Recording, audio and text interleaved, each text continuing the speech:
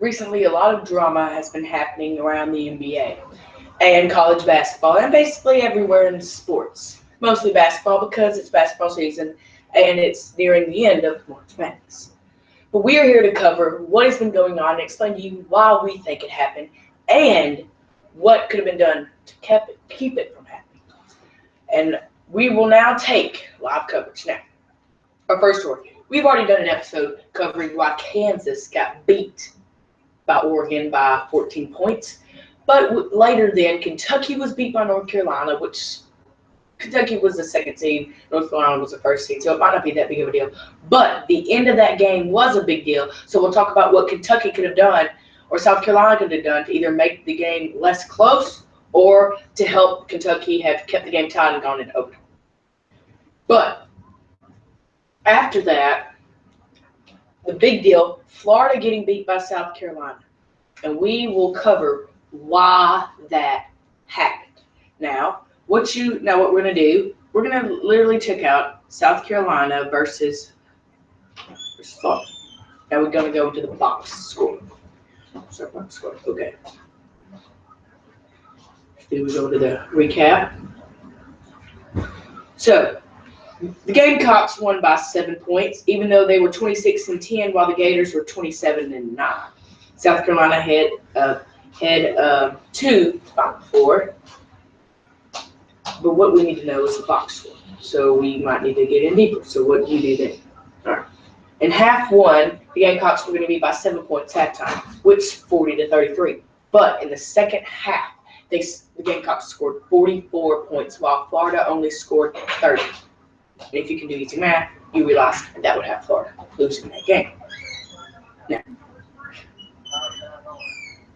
Now here's the deal. South Carolina's average in points per game is 73.2. In this game, they scored 77. The Gators' average is 77.9. In this game, they scored 70, so it was really switched around. The Gators were ranked 4th in the East, while the Gamecocks were ranked 7th in the East. But we do also need to go into it. Okay. So South Carolina, we already know they won the points because that's really what happens if you win. But South Carolina won the boards battle by 3 rebounds, which is a big deal. South Carolina did lose in the assists, but maybe they were losing in the assists because they made all their shots. Sometimes you have to pass the ball around when you're not making your shots, or you need to get some quick, offense trying to set up something. Maybe South Carolina could just, shoot the ball up. It was dropping for them that night. Maybe that's why. Steals. South Carolina got beaten with steals too. Florida should have taken advantage of that and the assists. Florida even was winning in blocks. So on defense, Florida was doing it. But even though Florida was beating them on the defensive side, Florida had 16 turnovers while South Carolina only managed to have 11. So both teams had a bad amount of turnovers, but Florida had more costing them. But if Florida could have taken advantage on the defensive side of the floor, they still got beat. It wasn't a close game. It wasn't, 71-70. Their defense must have been missing something because they were winning in the steals and the blocks battle. So South Carolina did not have as much of a good defense as Florida did. Or maybe we don't need to look at the stats and look at the overall field of play, which we could have done. But, let's just keep looking and maybe we'll find our answer as we look through. Field goal percentages, Florida 41.7%.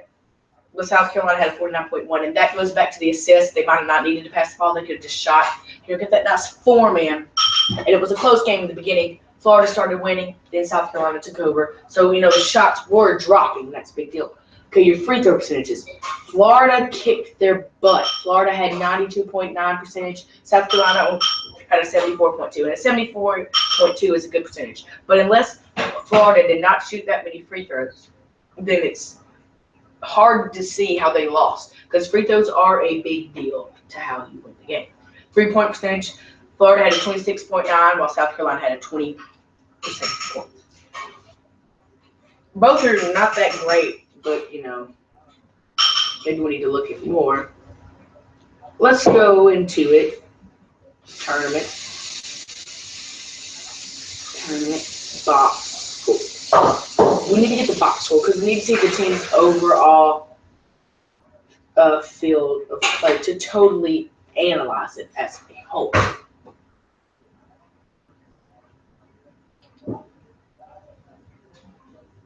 Alright.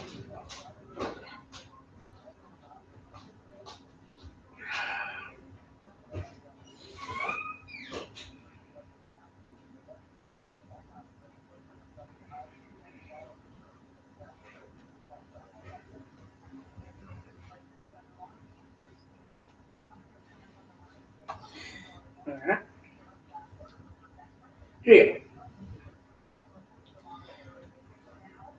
Alright. Now, one big deal. Sindarius Thornwell. This dude is amazing. He had 26 points, 7 rebounds, and assists, and was 1 of 4 from 3-point range. But he's also got a great defensive game. So he was, and most likely, able to beat Florida on both sides of the court, which is a big deal. The South Carolina Gamecocks, I mean, if you look at it, really, all of their players scored. But looking at it, the players, notice 38 minutes, 2-9 and 2-9 on the from field goal range, but only had 6 points. But he also had 6 rebounds, 4 deflections, no, not deflections, offensive boards, and 2 offensive. He shot, and he also had 3 assists, so he's probably a big man. But the 6 rebounds makes up for that. But we also, when we compare South Carolina and Florida, overall, the players, they're just stats comparing. More players had rebounds and assists. It was kind of mixed. But also, you look at it, you also have to compare it by halves. It doesn't matter who played better in the first half. Sometimes it does, but unless you're winning by 40 points, sometimes it just doesn't matter. Because the team can easily come back in that second half. And that's what happened with this game.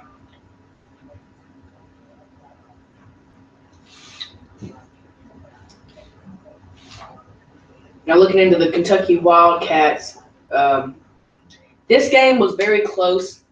There will not be much to talk about. But when we look at it, Kentucky left that player wide open for the shot. He had perfect form, nice little shot, and it goes in. Leaving with 0.3 seconds. And Kentucky had already made 2, Maddie Mock had already made 2 very lucky 3-point shots. So they were already testing the limit of winning this ball game. And that really put them out of it.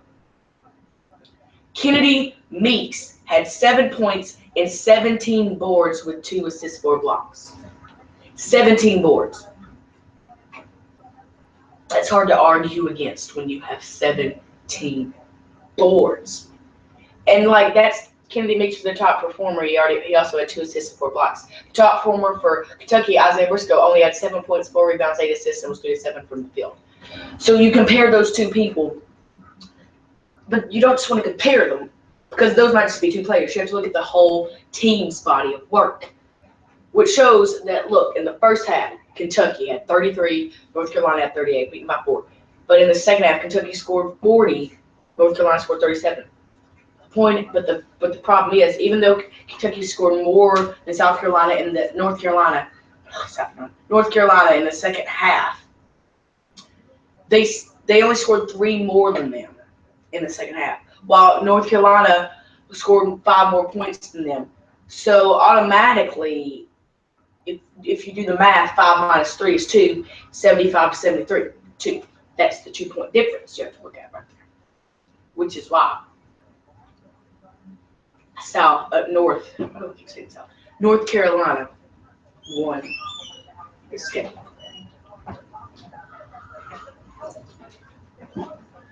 Now, let's dig into our final 4. So you have Gonzaga, Oregon. Wait, I gotta look at the tournament though. I really do need to look at the bracket. All right, let's look at our brackets. Obviously, I didn't do a bracket, and it's probably a good idea that I didn't, because it would probably already been screwed up. All right, so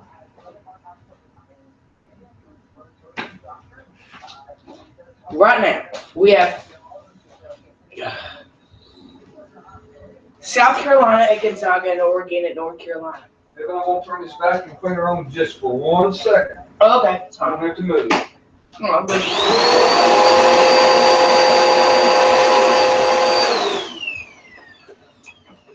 South Carolina against Gonzaga. Even though underdogs are usually something that can win, Gonzaga has a 92% chance to win this ball. But North Carolina only has a 58% chance to beat the team that hasn't been in this Final Four in a while. Oregon Ducks, who literally ducked on Kansas. I think I said that in the last week.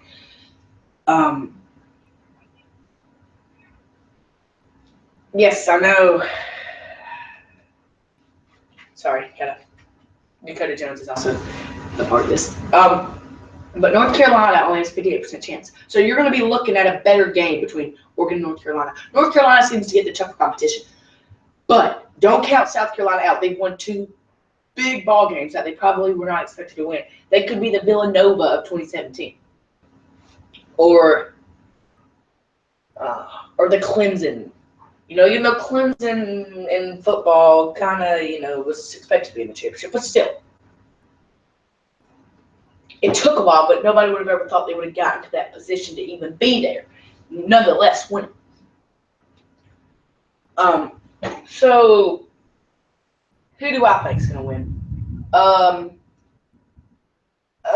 This is a tough one. South Carolina and Gonzaga. What we're going to have to look at to find out who we think is going to win. Well, let's check in Gonzaga stats. Gonzaga versus. Oh, who did they play? Xavier.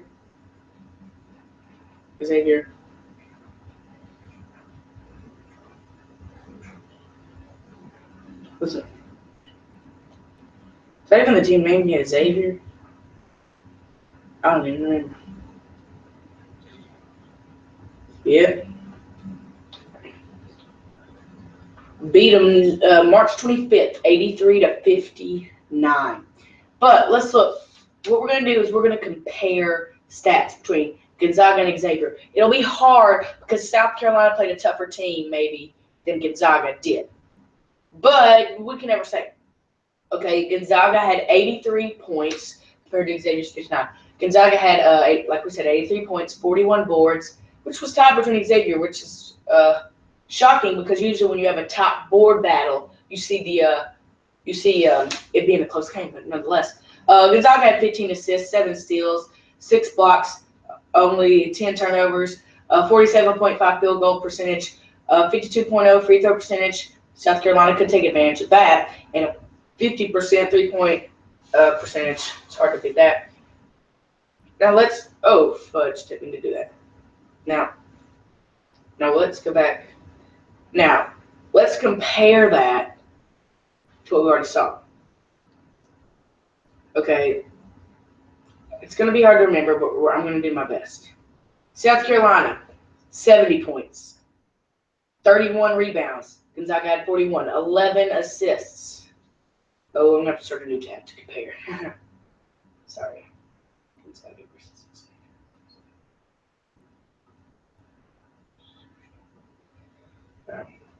All right, so we're almost there. We're just going to wait a second. All right. Gonzaga had 15, while South Carolina only had 11. Gonzaga had 7 steals. South Carolina also had 7 steals. You might see a top matchup there. Oh, wait, we were looking at Florida. So sorry. South Carolina had 34 boards, 7 assists. So they still got beat. Even worse now. They had 4 steals, which now is less, so we won't see a tight game. 2 blocks, and I'm pretty sure Gonzaga had, if I'm correct, 6. So that'll definitely be a problem. But South Carolina was able to survive Florida's defense, so you might see something there. 11 turnovers. Gonzaga only had 10, kind of like the South Carolina-Florida matchup. Field goal percentage, 49.1 for South Carolina. Gonzaga only having a 47.5. That might be something to look at. South Carolina had a 74.2 free throw percentage. Gonzaga had a 52.0, definitely making Gonzaga look horrible.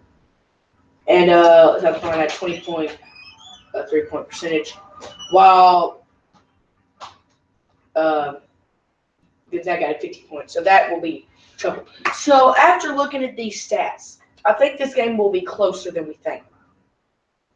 But when it comes down to it, ooh, this is going to be tough.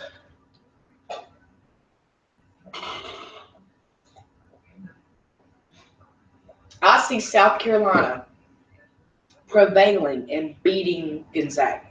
I'm an underdog type of guy, but I see this happening. I don't know how. Now let's go up to North Carolina versus Kentucky, and we will see who I think will win North Carolina versus Kentucky. All right, now we will compare. All right. So, Carolina won by 2. We're about to compare. Let me go to my other tab and do the Oregon versus Kansas game. And now we will compare and see who I think will win. All right, are we about ready? When we come back, we're going to take a quick commercial break. When we come back, we will discuss who we think will win between Oregon and North Carolina and discuss any other news that needs to be brought up. Oh, and by that I mean NBA playoff picks, yeah.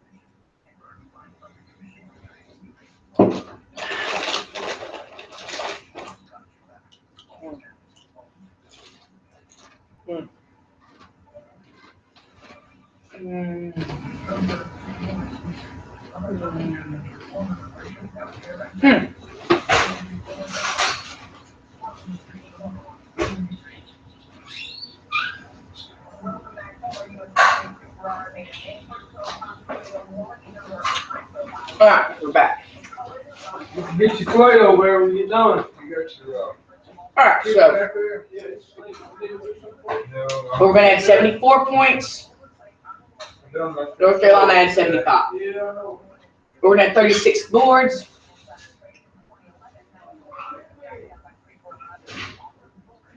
Carolina had 44. Oregon had 12 assists. North Carolina had 17.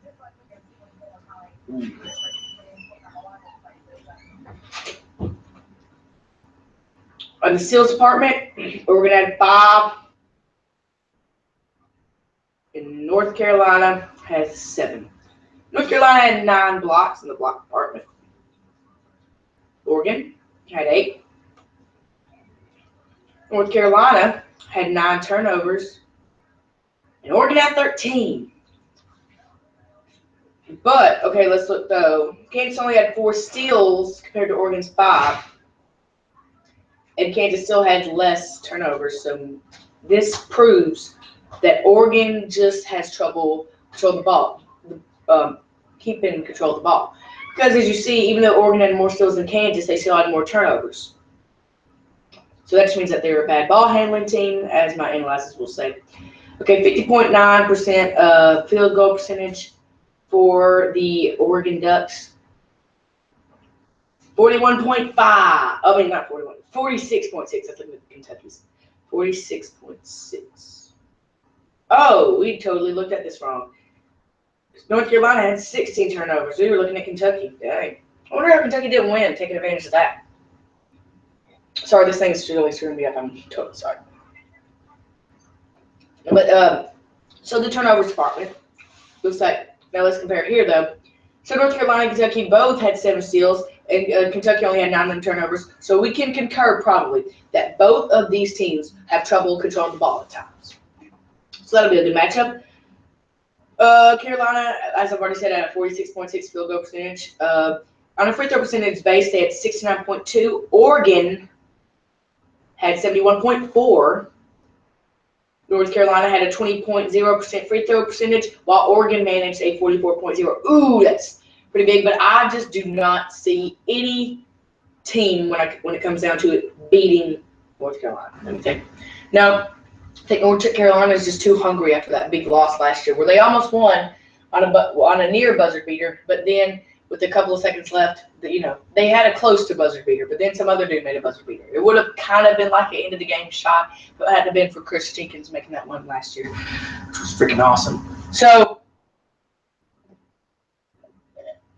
I think it will be Oregon, personally, and South Carolina. And I think not Oregon, North Carolina and South Carolina, which would be a big deal. I think it's both Carolinas, but I think North Carolina wins it all this year. And I think Roy Williams goes back with his vengeance. Okay, because I don't really need to compare. I just know that North Carolina, I think they're just too hungry. I think the stats, I've checked stats. Should I? No. All right. I said we were going to do NBA stuff, but we really don't have enough info at the time, I don't think, to do that. But if I had to pick right now, I think that the Warriors will be right now, I know the Cavs are going to be in there. But as of right now, I'm stuck between the Warriors and Spurs. I see a chance of the Spurs beating the Warriors, but overall, if I'd say right now, if I had to, I'd say it'd be another rematch of the Warriors and Cavs, where the Cavs win again to lead the series 2-1. Well, that's all it is for this episode. We hope you enjoyed, and we hope you got enough news for your day. Thank you guys for watching. Remember to comment, like, and subscribe, and share. It's been your boy Slaughter4. Oh, tell me if you like the new background right here. Looks actually better from where you guys see it. And I'll see you guys in the next video. Hopefully.